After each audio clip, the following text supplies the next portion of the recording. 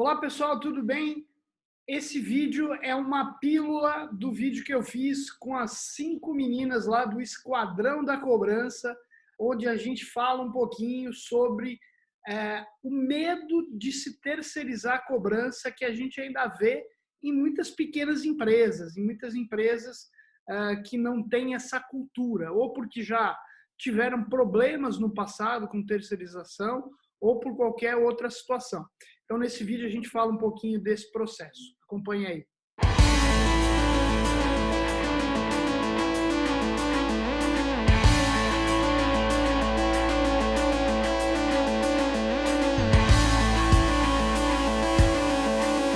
Eu queria pegar um gancho aí de um assunto que acho que foi a Érica que falou, e eu acho que vocês devem ter vivido muito isso, né? E às vezes, eu ouço muita empresa ainda falando que não, eu não terceirizo cobrança, né?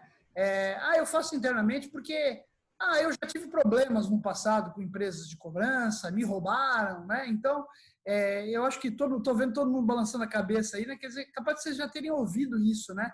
E eu acho que é importante a gente falar um pouquinho que eu costumo sempre dizer que em tudo na vida tem sempre os dois lados, né? Pode ser que naquele segmento tenha gente que faça coisa errada, mas tem muita gente que faz coisa certa. Você pode criticar um setor específico e da mesma forma, né? Comenta um pouquinho disso, como é que vocês percebem isso e o que vocês diriam para essas pessoas que têm essa percepção de eu não terceirizo cobrança, já me roubaram, eu não confio em ninguém. Eu queria falar rapidinho sobre isso, que eu lembrei aqui de uma situação que aconteceu comigo. Quando eu iniciei bastante em cidades ao entorno da região que eu trabalhava, e eu cheguei numa cidade aqui do interior do Paraná, onde um escritório de cobrança tinha passado por ali há um tempo atrás, e como eles relataram para mim, fizeram a limpa na cidade, né? Eles fecharam muitos contratos, não faziam os repasses para os clientes. Então, logo lá no meu início da cobrança, eu já deparei com essa grande barreira. Então, o que eu aprendi nisso tudo? Que o medo impede o resultado. Então, qual que é o maior problema na minha visão em relação à terceirização? Os empresários, os microempreendedores, eles têm um preconceito em relação à cobrança.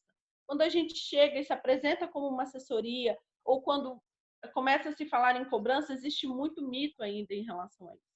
Então, na minha experiência, o que eu faço quando eu chego para uma empresa que eu recebo essa objeção? Eu faço um desafio a ele. Então, como que eu vou provar que a minha empresa é diferente?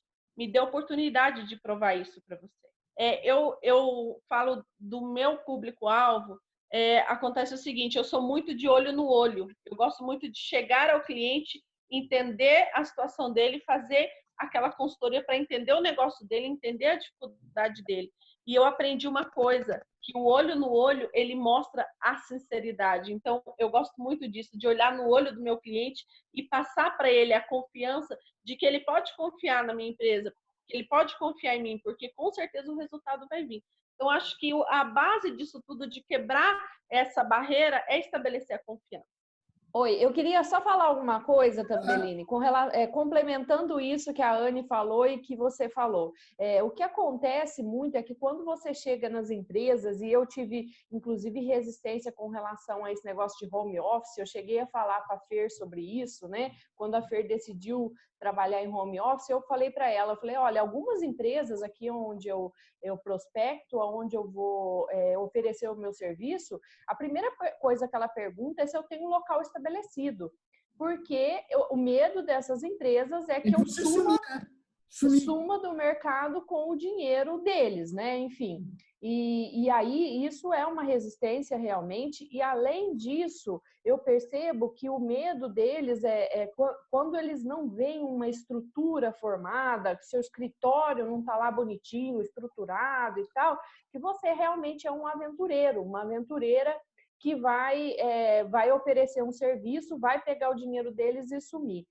Eu entendo que hoje existem algumas ferramentas que possibilitam a fazer esse link do recebimento direto para a empresa.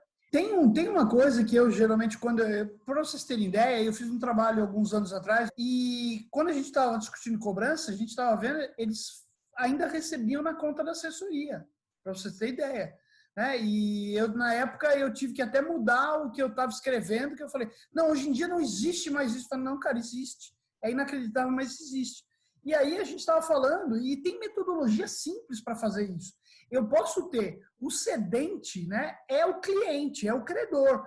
Agora, o arquivo do banco, eu posso direcionar para assessoria.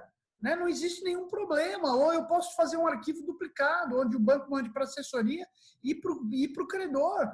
Né? Onde a assessoria também conhece o que efetivamente baixou. Né? Então, assim, hoje em dia não tem mais essa dificuldade da gente falar, pô, mas não consigo fazer isso. Né? Tecnologia, é claro que às vezes é um gargalo, mas a gente consegue fazer isso, né? E ter essa confiança. Então, assim, né, eu geralmente sempre falo, cara, o cara não precisa botar a mão no teu dinheiro. Ah, mas ele precisa administrar para mim. Ele vai administrar. Né? O arquivo vai para ele, o dinheiro vai para você. Acabou. Né? É óbvio que tem um processo. A gente sabe que às vezes tem dificuldades nas empresas para colocar essas partes de tecnologia, né? E a gente sabe que vocês também estão prestando serviço muitas vezes para empresas pequenas, empresas que não têm aí todo o aparato de tecnologia, né? E aí acaba sendo essa alternativa.